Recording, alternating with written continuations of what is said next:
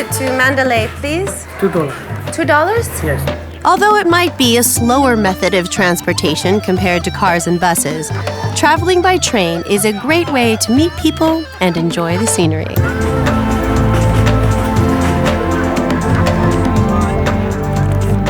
little crowded. Nothing I can't handle.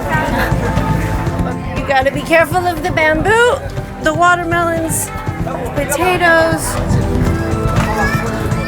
Oh!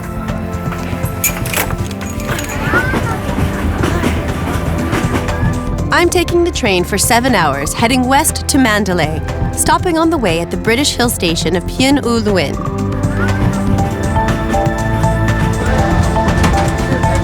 Rail lines were first introduced to Myanmar in 1877, when Lower Burma was a British colony. Craziest train!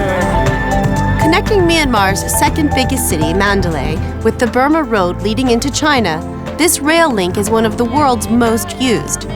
In 2009, planning started on a link extending this line all the way into China. Whoa! Whoa! Are you hungry? Do you want some banana chips? Thank you very much. People are so friendly. It's really fun for a miserably long, delayed train ride. The Globetrekker viaduct was built in 1901 by contractors from the Pennsylvania Steel Company. Oh, it's really scary to actually look down. That is insane. And it just looks like it hasn't been maintained that well. There's a whole lot of creaking going on. At 318 feet high and 2,257 feet across, it was the second highest railway bridge in the world and remains Myanmar's longest.